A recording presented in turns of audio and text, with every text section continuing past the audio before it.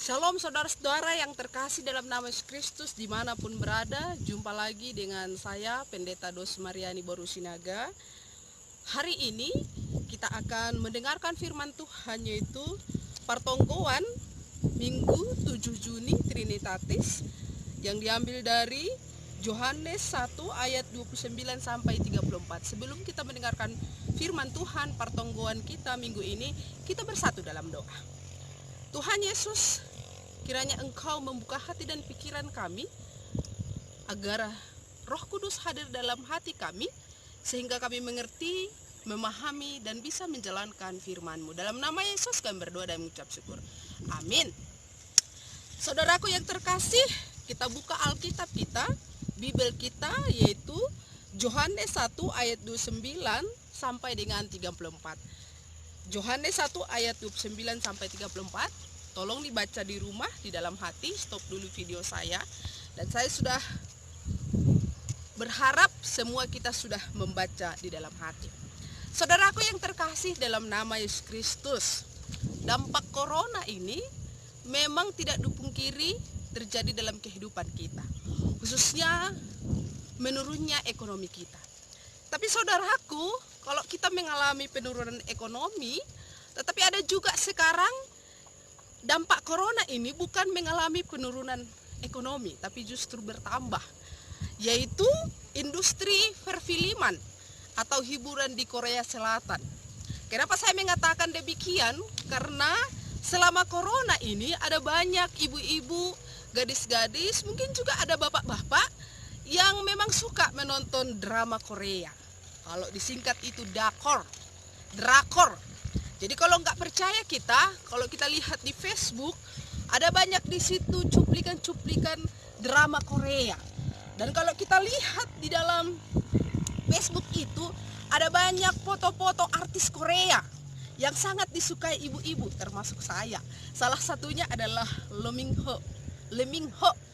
Ya, jadi itulah itu. Saudaraku yang terkasih, kenapa orang suka menonton drama Korea, termasuk saya juga? Karena kalau kita lihat di drama Korea ada hal yang menarik. Kita selalu ingin menonton dia. Karena apa? Di dalam Korea itu ada ditampilkan bagaimana satu orang mencintai orang yang paling disayangi. Ketika dia mengatakan mencintai orang tersebut, bukan hanya dengan kata-katanya, tapi ada dengan actionnya. Bahkan tanda cintanya yang begitu dalam, dia rela mati untuk menyelamatkan orang yang dikasihi. Jadi bisa kita tonton, saudaraku. Tapi saya tidak pernah melihat, saudaraku, ada seorang yang mau rela mati buat orang yang membenci dia. Tidak ada satu orang pun yang mau berkorban untuk yang selalu melukai hatinya. Itu jarang sekali terjadi, baik di film maupun di kisah nyata. Tapi yang ada adalah di kisah nyata atau di drama Korea atau film India, ketika kita mencintai orang yang kita sayangi, dan yang kita sayangi juga mencintai kita, sudah berbuat banyak kepada kita, maka disitulah kita akan mau mati untuk orang yang kita sayangi itu. Tapi sangat jarang kalau kita mencintai orang itu dan orang itu tidak mencintai kita, melukai kita, sangat jarang kita mau mati untuk orang yang membenci dan melukai kita. Saudaraku yang terkasih dalam nama Yesus Kristus, malam ini atau sore ini kita akan memahami di dalam firman kita bahwa ada satu sosok yang mau rela mati untuk orang yang dikasihinya, meskipun orang yang dikasihinya itu tidak mengasihi dia. Meskipun orang yang dikasihinya itu tidak selalu membuat hatinya senang, tapi kadang justru membuat sakit hati. Siapakah sosok yang mau mati bagi orang yang dia cintai, walaupun yang dia cintai itu tidak mencintai dia? Siapalah itu? Yaitu Yesus Kristus yang sudah rela mati untuk kita, untuk saya dan semua yang ada di dunia. Amin, Bapak Ibu. Saudaraku yang terkasih, itulah yang dikatakan Yohanes Pembaptis dalam teks kita ini. Memang pada kehidupan Yohanes Pembaptis, kehidupan Yahudi, Ketika Yesus hadir, masih banyak yang tidak percaya bahwa Yesus itu adalah Mesias. Bahkan ketika Yohanes Pembaptis hadir, ada banyak yang mengatakan bahwa Yohanes Pembaptis itu adalah Mesias. Di sini Yohanes Pembaptis mengatakan, bukan saya Mesias. Saya adalah hamba Tuhan. Saya adalah manusia biasa. Tapi ada satu sosok yang luar biasa, yaitu Yesus. Dan saya mau menjelaskan kepada semua orang Israel, Yahudi, atau orang semua yang ada seluruh dunia ini, who is Jesus? Siapa sebenarnya Yesus? Yohanes Pembaptis mengatakan ada 2 poin di dalam teks kita. Poin yang pertama, Yohanes mengatakan bahwa Yesus itu adalah anak domba Allah. Kalau dikatakan di dalam teks kita ayat 29. Nah, pertanyaan, kenapa Yesus dikatakan anak domba Allah? Kenapa tidak dikatakan Yesus itu adalah kuda Allah? Karena kuda itu kan luar biasa. Tapi ada apa dengan anak domba Allah? Saudaraku, di kehidupan Yahudi ternyata, khususnya di perjanjian lama, ada satu acara meminta penghapusan dosa atau pengampunan dosa dari Tuhan. Yaitu dengan mempersembahkan kurban, mempersembahkan domba yang tidak bercacat untuk dipersembahkan kepada Tuhan. Bagi siapa yang punya anak domba yang memang tidak bercacat, luar biasa, maka dia akan mendapatkan pengampunan dosa. Ternyata setelah Yesus lahir, Tuhan Allah mengatakan, saya tidak akan terima lagi darah yang mati, darah dari hewan. Saya tidak terima, harus darah yang hidup. Persoalan, siapa yang bisa memberikan darahnya untuk menebus dosa manusia? Tidak ada manusia, karena manusia juga adalah semuanya sudah berdosa. Tuhan Allah sangat mengasihi manusia sehingga dia mengatakan, sudahlah, pengganti darah domba untuk penghapusan dosa, maka kuberikanlah anakku yaitu Yesus memberikan darahnya, mati di kayu salib untuk menebus manusia yang berdosa, dan yang percaya akan menerima keselamatan sampai selama-lamanya. Sehingga saudaraku, Yohanes mau mengatakan, adakah sosok yang mau mati untuk orang yang justru membenci dia, melukai dia, tidak mengasihi dia? Ada. Siapakah itu? Yaitu Yesus Kristus. Kenapa dikatakan Yohanes seperti itu? Karena saudaraku, seringkali manusia melukai Yesus. Bahkan manusia yang menyalibkan Yesus. Bahkan manusia yang meludahi Yesus. Tapi meskipun manusia menyakiti Yesus, meludahi Yesus, tapi dia mau rela mati untuk menebus dosa manusia. Hanya Yesus yang mau memberikan nyawanya untuk orang yang melukai hatinya. Tidak ada satupun di dunia ini. Karena itu, poin yang pertama, kita sudah paham, kita sudah sadar, saya sudah ditebus oleh darah Yesus. Bukan karena kebaikanku, kecantikanku, pangkatku, tapi semua karena kasih karunia Yesus yang menyelamatkan saya. Sekarang apa yang kita pikirkan? Sekarang apa yang kita lakukan? Kita sudah sadar bahwa Yesus sudah menyelamatkan kita. Bukan karena kebolehan kita, walaupun kita menyakiti Yesus, tapi dia sudah mau mati untuk kita. Poinnya adalah kita harus tetap menghargai pengorbanan Yesus. Kita harus menerima keselamatan yang sudah diberikan Yesus. Semuakah mendapatkan itu? Tidak. Dikatakan dalam Markus 16 ayat 16, yang dibaptis dan percaya akan menerima keselamatan. Siapa yang mempercayai menerima Yesus dalam hidupnya, maka disitulah Tuhan mengampuni dia, dan disitulah dia akan menerima keselamatan. Berarti yang paling penting dalam hidup kita menghargai darahnya, menghargai cintanya yang luar biasa, adalah kita memberikan cinta kita yang luar biasa, menerima Yesus, percaya kepada dia. Amin, saudaraku. Saudaraku yang terkasih, masih terjadi corona, dan sekarang muncul new normal. New normal bukan berarti kita sudah bebas dari corona, tapi kita menjalankan hidup kita sesuai dengan protokol kesehatan. Kita tetap masih menjaga. Tapi ada banyak, khususnya pemuda, anak-anak, pernah mengatakan kepada saya seperti ini, "Nang pendeta, apakah dengan ada corona ini kiamat sudah dekat pendeta?" Karena gini pendeta, kalau memang tidak mati-mati corona ini pendeta, berarti kan kalau kita tidak menjaga kesehatan, ya bisa semua dunia ini pada mati, ya bisa.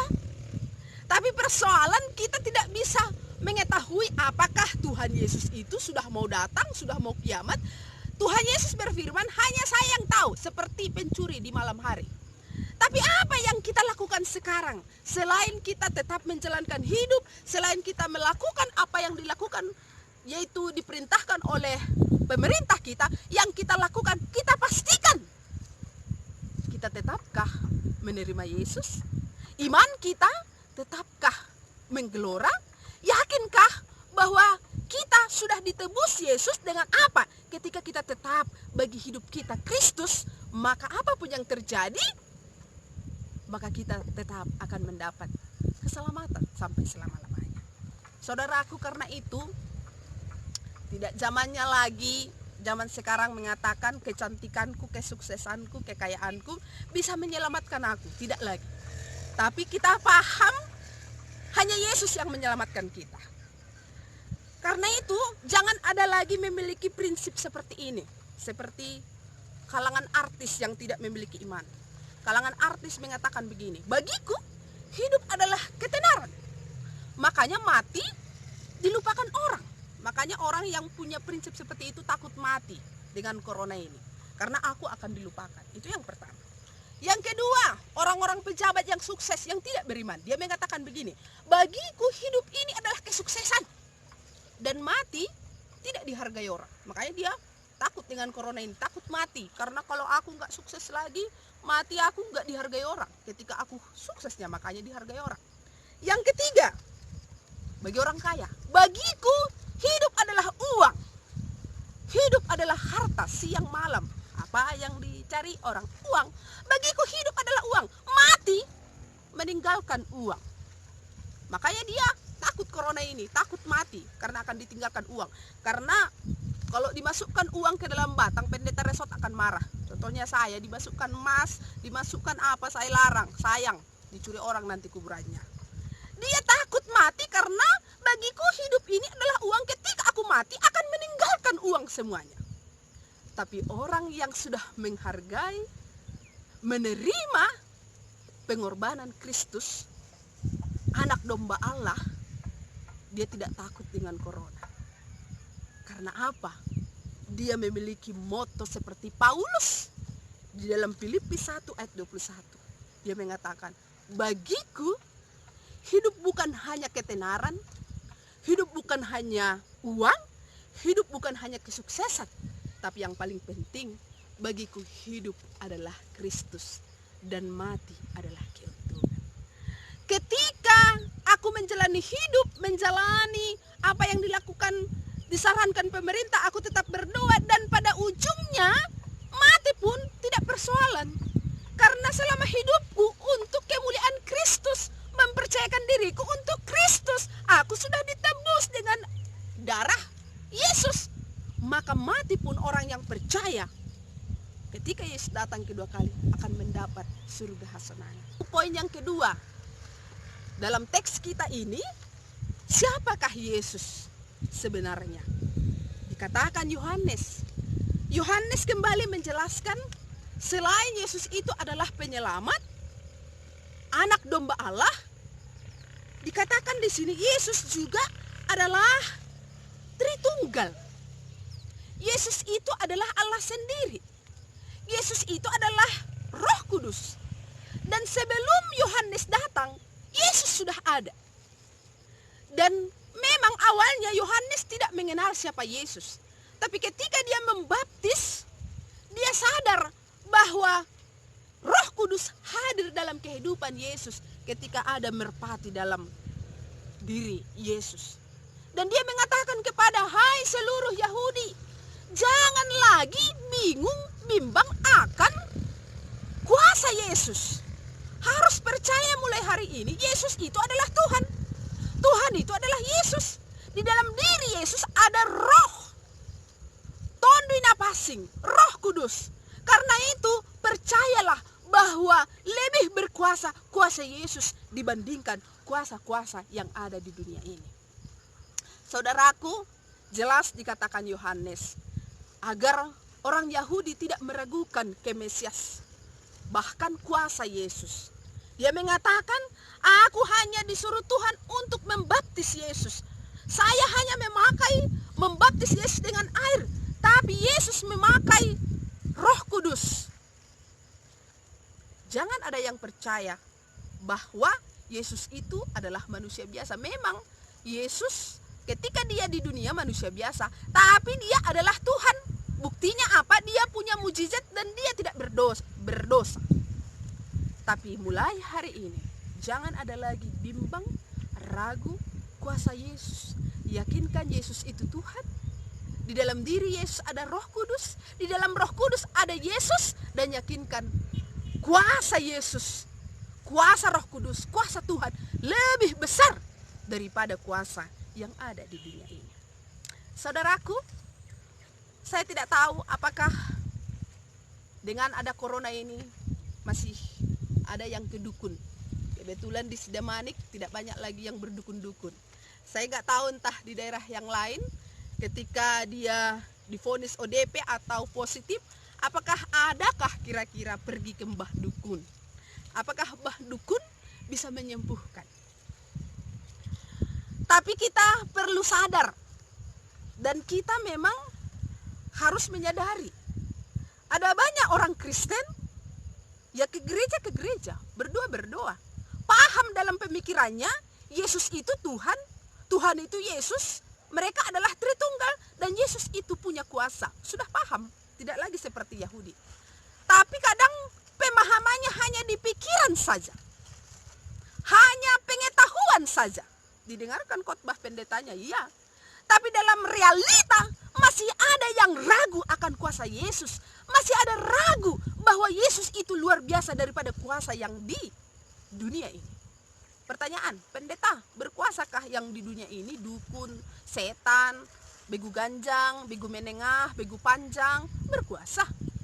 Tapi berkuasa pun itu tidak ada bandingnya sama kuasa Tuhan Yesus. Pernah saya bercerita sama teman saya, sama-sama pendeta, dia bergumul. Karena ada satu jemaat dia, kalau ke gereja banyak orangnya. Kalau mendengarkan firman Tuhan, yes, amin, amin. Kalau memuji Tuhan luar biasa, Allahku dahsyat. Tapi masih banyak yang masih lebih mempercayai dukun, kuasa-kuasa gelap, begu ganjang, begu etek, begu sedang daripada kuasa Tuhan Yesus. Masih ada pemikiran kalau ada meninggal tiba-tiba, tidak ada sakitnya, begu ganjang, siapalah berbegu ganjang. Saking kecewanya temanku ini, pernah dia cerita, dia sangat kecewa kepada jemaatnya. Ya sebenarnya nggak boleh kecewa karena itu adalah pelayanan kami pendeta. Pernah katanya di desa itu ada digosipkan para begu ganjang punya dukun, bisa mematikan orang. Dan semua orang di sana takut dengan sosok yang para begu ganjang ini. Suatu ketika ditingtingkanlah di rumah para begu ganjang ini pertonggoan, kebaktian rumah tangga. Sektor itu, saudaraku, termasuk pengurus sektor, takut kebaktian di rumah. Dan ternyata tuan rumah yang diduga para begu ganjang sudah mempersiapkan makanan yang begitu lezat, diperkirakan 30-40 orang, dan dia sudah sukacita untuk menjamu orang yang datang beribadah ke rumah dia. Tapi ternyata seminggu sebelum sudah ada ketakutan di pengurus sektor, termasuk majelisnya, kalau datang kita mati kita. Kita aja nggak datang, ada yang banyak di kampung kita mati karena begu ganjangnya. Dan singkat cerita, hanya 2 orang yang datang ke pertonggoan itu. Majelisnya pun tidak datang. Dan akhirnya tidak jadi pertonggoan. Dan akhirnya sang yang punya rumah kecewa dan dia melaporkan kepada pengurus gereja. Saudaraku, Sang pendeta kecewa. Kenapa? Karena sang pendeta berkhotbah, Yesus lebih luar biasa daripada ilah-ilah yang lain. Yes, amin. Pemikiran masih mengatakan ya lebih luar biasa Yesus, lebih luar biasa Tuhan. Tidak ada keraguan. Tapi prakteknya mereka lebih takut kepada perbegu ganjang daripada imannya yang luar biasa kepada Tuhan. Seandainya di situ ada begu ganjang, Tuhan Yesus mengatakan, bahkan Martin Luther mengatakan, litun do simbolis manangihon do dingni halak napor saya. Ketika kita berseru menyanyikan nama Tuhan, iblis enyah. Legion yang begitu luar biasa setannya, ketika Yesus mengatakan, diam kau, keluar kau masuk ke babi. Tuhan Yesus. Saudaraku yang terkasih dalam nama Yesus Kristus, akhirnya sekarang kita harus memilih. Tentukan keputusanmu. Yang mana engkau buat menjadi juru selamatmu? Apakah uangmu? Apakah ketenaranmu? Apakah kesuksesanmu? Apakah yang engkau punya sehingga engkau merasakan bahwa engkau akan mendapat keselamatan? Jangan ada kata penyesalan, saudaraku. Seperti yang ada mengatakan demikian. Ketika kita salah memasak nasi menjadi bubur, kita hanya menyesal dalam 1 hari. Jadi kalau terlalu banyak airnya menjadi bubur, ya 1 hari aja kita menyesal, besoknya kita bisa memasak lagi. Dan ketika kita salah potong rambut terlalu pendek, kita bahkan menyesal hanya dalam 1 bulan. Contohnya rambut saya baru dipotong, seandainya saya menyesal terlalu pendek, nah saya menyesal hanya sebulan sudah tumbuh. Tapi ini saya nggak menyesal karena agak cantik.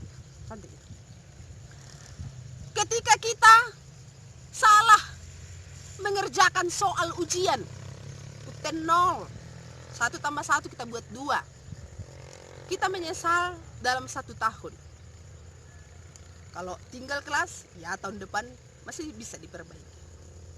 Ketika kita salah memilih jodoh, ya mungkin ini orang Kristen ya, sudah menikah, ternyata salahnya aku buat marga purba, ternyata marga saraginya lebih ganti. Ya menyesalnya hanya kita selama hidup kita, karena firman Tuhan mengatakan tidak boleh bercerai kecuali kematian. Nah kalau sudah mati antara satu, ya bisa diulang kembali. Tapi ketika saya dan Bapak, Ibu, Saudara sekalian salah memilih juru selamat, pertanyaan, berapa lama kita menyesal? Hanya 1 hari kah? Hanya 1 bulan kah? Hanya 1 tahun kah? Atau hanya selama hidup kita kah? Jawabannya tidak. Ketika kita salah memilih juru selamat kita, memilih Tuhan kita, memilih yang kita percayai dalam hidup kita, kita menyesal bukan hanya selama hidup kita, tapi selama-lamanya. Ketika kita membuat harta kita, cantik kita, ganteng kita, jabatan kita menjadi nomor 1, maka kita tidak akan mendapat keselamatan. Maka neraka akan menjemput kita. Dan kata penyesalan selalu hadir dalam kehidupan kita. Tapi ketika hari ini bagiku adalah Kristus, aku menerima Dia, aku percaya, menghargai darah Dia yang sudah menebus aku. Dan aku percaya Yesus itu Tuhan, Tuhan itu adalah Yesus. Dalam diri tondi napasing ada Yesus. Maka kita tidak akan menyesal, karena kita sudah pasti, bukan mudah-mudahan, mendapat surga yang penuh dengan kemenangan. Mengakhiri khotbah saya, ada satu artis, bukan artis sebenarnya, tapi presenter yang saya kagumi, yaitu dia Andi Noya. Kalau kita kenal, dia adalah Kristen. Dia pembawa acara Kick Andy, dan Kick Andy ini adalah salah satu inspirasi saya membuat khotbah. Jadi ternyata kalau ditanya Kick Andy, bisa kita lihat di YouTube kesaksian dia. Who is Jesus for you? Siapakah Yesus bagi Andi Noya? Dia mengatakan, 1, Yesus itu adalah my father, ayah saya. Karena ternyata dia kehilangan figur ayah. Karena sejak kecil ayah dan ibunya bercerai dan dia tidak memiliki sosok ayah, dan dia mencari Tuhan Yesus dan dia mengatakan Yesus itu adalah ayah saya. Kemudian yang kedua, who is Jesus for you? Andi mengatakan Jesus is my hero. Jesus is my hero. Artinya Yesus itu adalah pahlawanku, mengubah hidupku, menyelamatkan aku. Kenapa? Ternyata Andinonya itu adalah orang miskin. Bapak mamanya bercerai. Mereka ada 5, 2 laki-laki di bawah bapaknya, 3, 2 kakaknya, dan dia paling kecil di bawah mamanya. Mamanya tidak punya pekerjaan yang menetap. Akhirnya mereka terkadang tidur di garasi orang dan bahkan di rumah pembantu orang. Dan dia adalah tulang punggung. Bahkan ketika dia sudah sampai menikah pun, dia harus katanya membesarkan anak kakak-kakaknya 8. Tapi dia mengatakan ketika dia bersama Tuhan, ternyata Tuhan ubahkan. Awalnya dia menjadi wartawan, kemudian dia pemimpin redaksi di Metro TV. Dan ujungnya selama 13 tahun dia berhasil menjadi presenter Kick Andy. Yang awalnya dia miskin, sekarang kaya.